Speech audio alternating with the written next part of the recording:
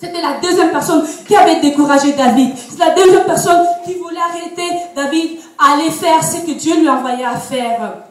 Mais David ne se laissait pas faire. Il connaissait le Dieu qu'il servait. Il connaissait qu'il était en lui. Alors il utilisera des différents exemples pour montrer que Dieu, il a agi parmi lui quand il se combattait avec les ours et avec des lions. Il se justifia auprès de Saül pour montrer que son Dieu, c'est le Dieu vivant. Auprès de qui, toi, chrétien, jeune chrétien, justifies-tu pour montrer que Dieu il est un Dieu vivant? Auprès de qui parles-tu, annonces-tu que ton Dieu, c'est un Dieu vivant? Alors nous, la plupart du temps, nous ne savons pas que c'est les mêmes gens qui nous méprisent, les mêmes gens qui parlent derrière nos dos. Auprès de eux, nous allons parler. Auprès de eux, nous allons annoncer. Eux qui nous minimalisent, eux qui nous rejettent et nous négligent. Alors Saül lui dira, va, que ton Dieu soit avec toi. Les gens, ils seront là, peut-être pour te donner des petits encouragements, là, vas-y, vas-y. Mais derrière ton dos, c'est eux, les mêmes gens qui te mépriseraient. C'est eux qui parlent de toi. Alors Saül lui donna ses tenues. Il a dit, tiens, mets ça pour aller combattre ces Goliaths. Alors, cette tenue-là, ça symbolise, ça signifie en fait les choses que les gens imposent dans nos vies. Les pensées que toi-même, comme jeune chrétien, tu n'avais pas. Les pensées là que toi-même, tu n'arrivais pas à avoir dans ta tête. Les paroles, les choses qui nous épargnent de la présence de Dieu, qui nous fait reculer. Mais nous savons qu'avec Dieu, nous ne pouvons que avancer. Nous pouvons que avancer dans sa parole. Alors, David, il a dit non, je ne pourrai pas utiliser cette tenue pour aller confondre Goliath. Il n'y a qu'un seul Dieu, le Dieu des armées, avec qui j'allais combattre ces Goliaths. Il a pris dans sa main son bâton, 5 pierres et sa guibercière. Alors, on voit que ce sont 3 éléments. Les 3 éléments, nous revoyons ça aussi. Nous pouvons aussi dire que ça peut être le 3 jours après la résurrection de Jésus-Christ. Alors la résurrection de Jésus-Christ, ça veut dire que nous avons eu la ressuscité. Alors ça peut aussi être que nous disons que Jésus, il a combattu pour nous, il a vaincu à la croix, il a été ressuscité. Donc David, il marchait avec la réussite. Donc là où il allait combattre Goliath, il était avec la réussite.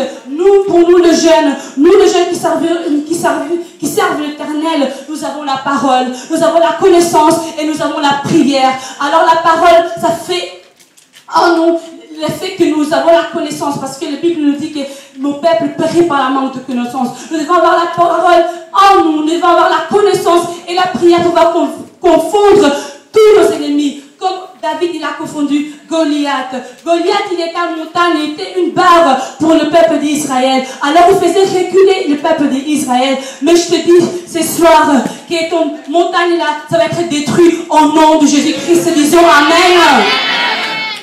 David, il alla et utilisa ses armes pour combattre Goliath. Alors, ce que je pourrais dire là, que la réussite lui a été donnée parce qu'il a reconnu la grandeur de son Dieu. Il a eu foi en ces dieux-là et c'est avec ces dieux qu'il a eu la réussite. Tu sais que toi qui es jeune, toi qui essaies ici de te mettre debout, chanter pour la gloire de Dieu, toi qui es là en train d'évangéliser, toi qui es là en train de prêcher, il y en a beaucoup de montagnes qui peuvent se mettre devant toi, mais il faut toujours avoir la foi, il faut toujours aller devant et affronter ces problèmes, parce que le Dieu qui a aidé David, le Dieu qui a combattu pour David, il combattra pour toi. Le Dieu qui a élevé, qui David, il a élevé, qui a élevé son nom dessus tout le nom, il sera là auprès de toi, il sera là avec toi pour combattre toutes ces barrières qui sont dans ta vie, il sera là pour t'aider à affronter ces choses, tes études, au moment où quand tu es en train d'étudier, pendant tes examens, quand ça ne va pas, à quoi est-ce que tu penses?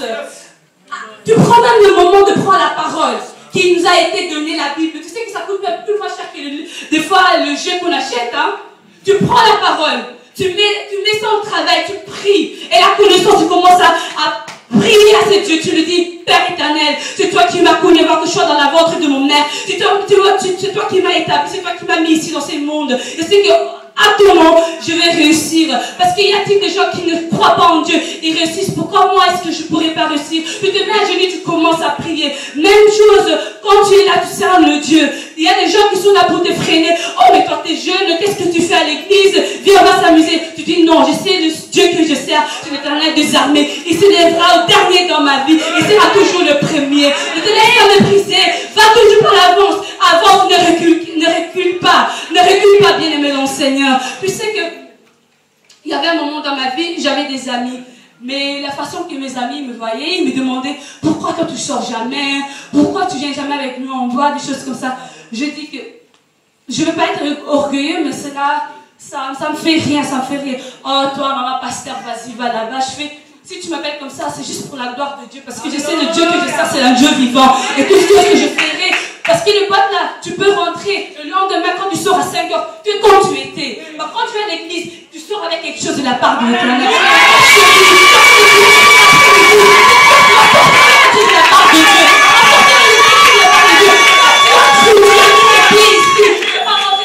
Tu es béni au nom du Père, au nom du Père. Alors mets tous tes projets entre les mains de Dieu. Comme David, il a dit, moi je ne vais pas laisser que Goliath, un homme que Dieu il a créé, mépriser ma famille, mépriser mon tribu, parce que c'est le tribu que Dieu il a choisi. Comme je dis cet après-midi, c'est toi que Dieu il t'a choisi pour le servir. Dieu t'a choisi pour avoir la toi qui as choisi d'être ici, tu as montré la volonté. Comme David, il a montré auprès de Saoul, je vais aller me battre avec ce Goliath. J'irai pour mon peuple, aller confondre. Que personne ne te décourage. On peut regarder ton apparence. On peut regarder la façon que tu es. On peut te mépriser. Il peut y avoir des montagnes devant toi. Mais n'oublie pas le Dieu que tu sers. Parce que le Dieu, il dit dans sa parole que en vérité, si tu crois et tu dis à ces montagnes de se retenir et se jeter dans l'eau, ça se passera si tu crois à sa parole. Et tu dis cet après-midi, tu dois être un enfant de Dieu. Tout ce que tu enlèveras devant ton chemin, au nom de Jésus, ça va se dépasser de ton chemin. Parce que notre Dieu, c'est un Dieu vivant. C'est le Dieu qui a opéré au moment de David. Le Dieu qui a opéré au moment d'Abraham. Le Dieu qui a opéré au moment de Jacob. Il va aussi faire dans ton moment. Parce que nous sommes les fils du temps. Nous allons montrer ce que les pères nous ont donné. Nous allons avoir la force avec notre Dieu. Et nous allons avoir la réussite. Comme David, il a eu avec une seule pierre. Il a jeté. Et Goliath, il était mort. Tout le monde avait peur de lui. Un homme long, mais un petit homme. Un petit homme en taille, mais pas en esprit. Il a pu tuer cet homme. Comme nous allons confondre, nous allons combattre tous les gens qui viennent auprès de toi pour nous arrêter. Juste au nom de Jésus-Christ, en esprit, nous allons aller à l'avance. Et ces chaînes, ils vont se débloquer. Ces blocages, ils vont se détruire. Nous serons libérés. Toi qui chantes par ta voix, il y a des gens qui seront guéris. Toi qui prêches, il y a des gens qui s'étaient perdus et vont reprendre le chemin de Jésus-Christ. Si tu crois, je te dis, si tu mets la foi devant toi et tu reconnais la grandeur de ton Dieu, tu iras à l'avance. Tu iras à l'avance. Dans ma bonne amen. Alléluia.